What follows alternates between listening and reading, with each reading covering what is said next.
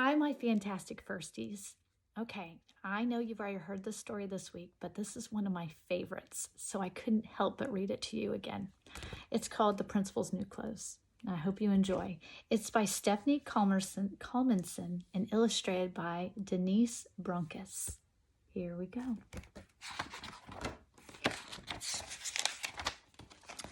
Mr. Bundy is the principal of PS 88. He is also the sharpest dresser in town. Here we go. Yes, he is. His students never miss a day of school. They like to see what he is wearing. Looking good, Mr. B, they always say. Mr. Bundy has so many clothes, he can go a whole month and not wear the same suit twice. Sometimes he changes at lunchtime just to show off. He has extra suits in his office. That's pretty cool. One day, a man and a woman who said they were tailors called on Mr. Bundy. Their card says, "Moe and Ivy, we make suits that suit you fine." But they were not really tailors. They were tricksters. Dun, dun, dun. There's Moe and Ivy. "Greetings, Mr. B," said Ivy. "How would you like to buy an amazing, one-of-a-kind suit?" "I have so many suits already," said Mr. Bundy.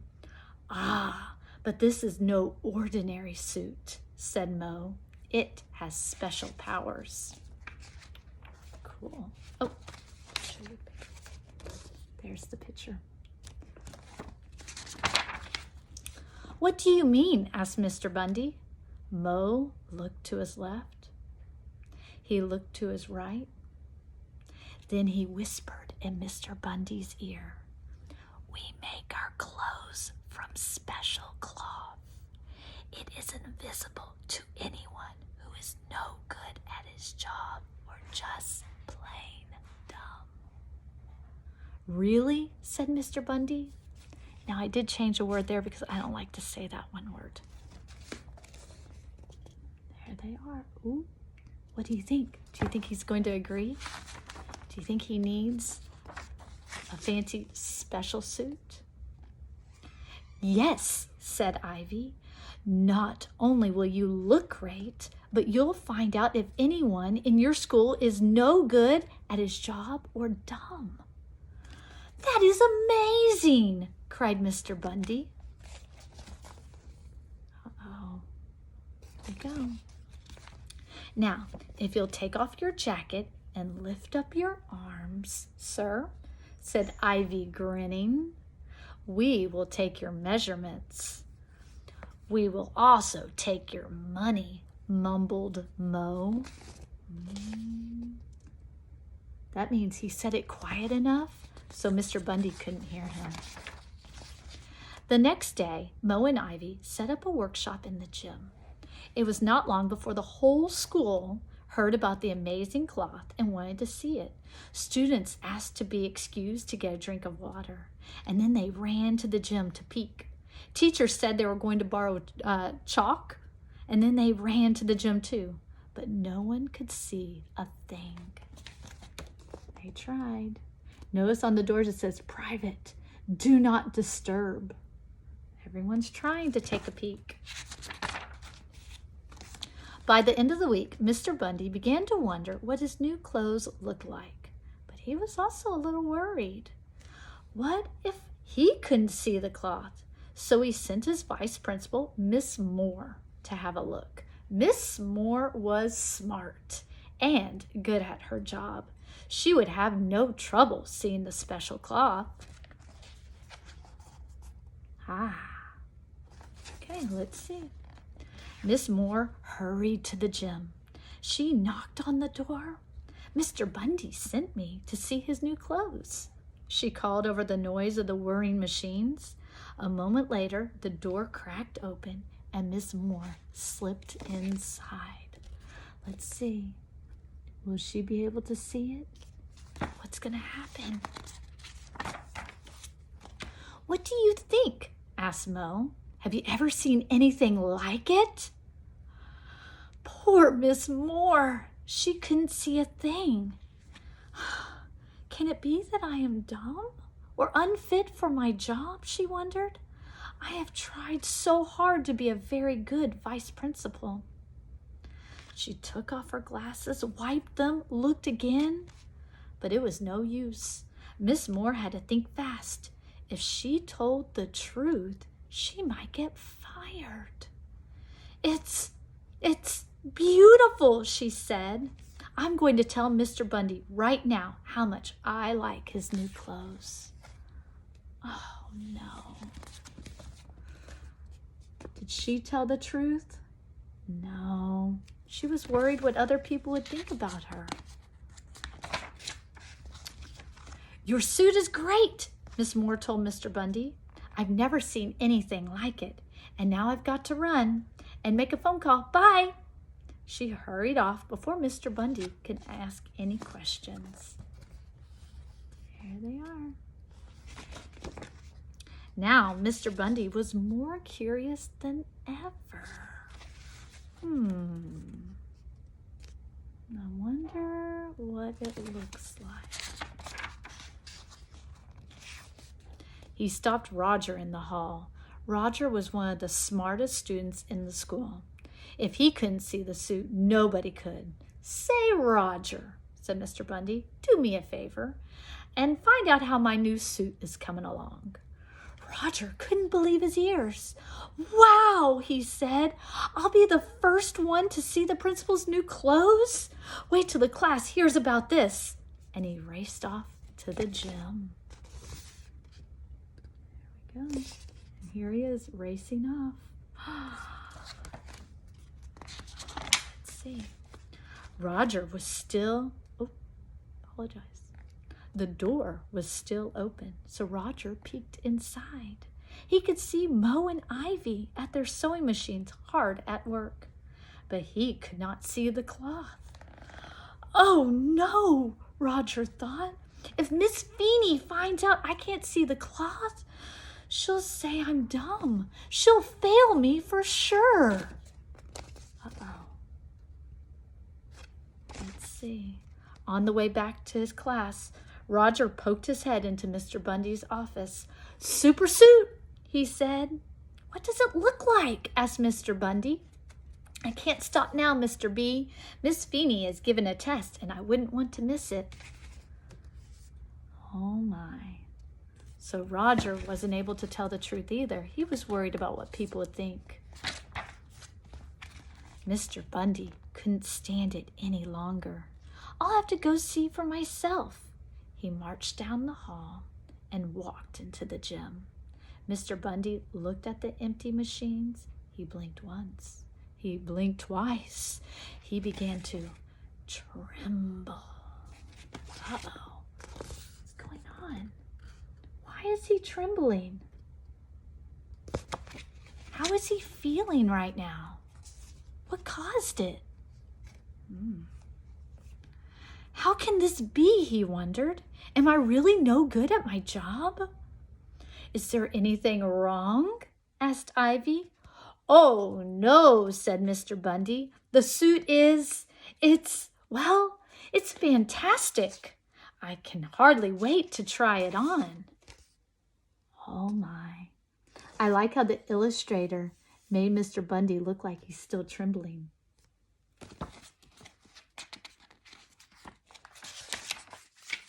Mr. Bundy handed Mo and Ivy 2 gold stars to show how much he liked his new suit. I'd like to wear the suit to the assembly tomorrow, he said, but I guess it won't be ready. He turned to go. Yes, it will, said Mo. We'll work on it all night and bring it to your house in the morning. Oh, there's those gold stars. That night, Mr. Bundy had dreamed cold and drafty dreams. Ooh. Early the next morning, Mo and Ivy appeared, holding their empty hangers in the air. Oh, so we know they're tricksters, and that's empty hangers. Does Mr. Bundy know that? Ivy waited in the other room while Mo helped Mr. Bundy put on his new clothes. "You must be careful stepping into the pants," he said. "This cloth is very delicate."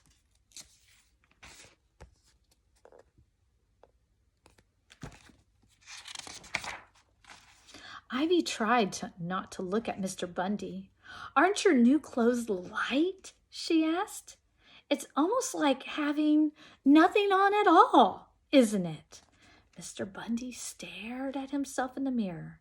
He prayed that the rest of the world was smarter and fitter than he.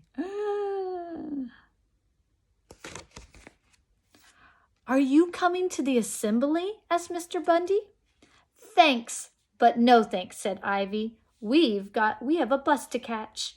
And now, if you could pay us, we'll just run along." Mo handed Mr. Bundy the bill.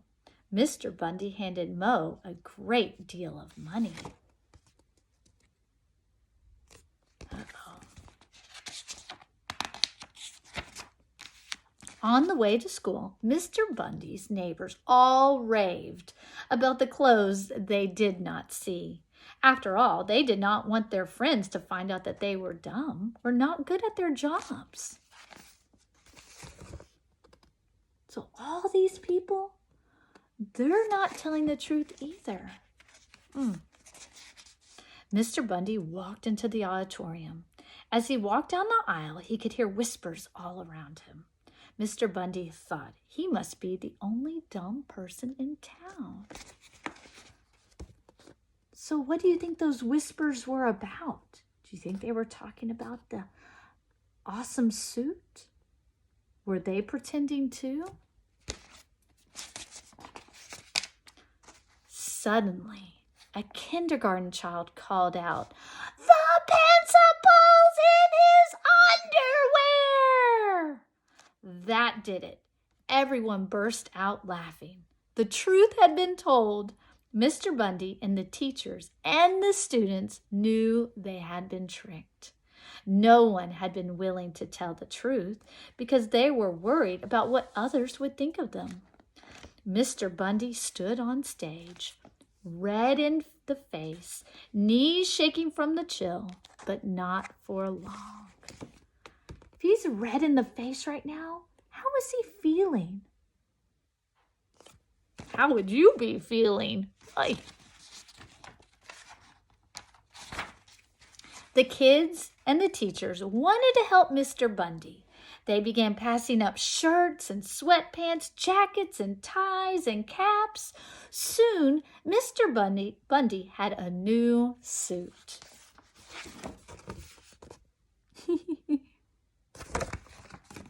"Looking good, Mr. B," called Roger from the back row. Mr. Bundy called the kindergarten child up on the stage. He shook her hand and gave her a gold star. "Thank you for telling the truth, Alice," he said. Everyone cheered. They knew Mr. Bundy was smart and good at his job. And they all agreed Mr. Bundy was still the sharpest dresser in town. Yes, he is. Hey, really quickly, I want to talk about one of the words that was in the story. It was the word delicate. And if you think about the word delicate in there, it was when he was trying to put on the invisible pants, the special cloth, and he said, "Be careful, the cloth is very delicate." So if something is delicate, it is not very strong, and it could easily be broken or ruined. So it needs really special care. An eggshell is delicate because it is very thin and can be cracked easily. So tell me the word again that means something that needs to be handled carefully. Yeah, delicate. Good. I want you to think about some things around your house that are delicate. I have one. Hold on a moment.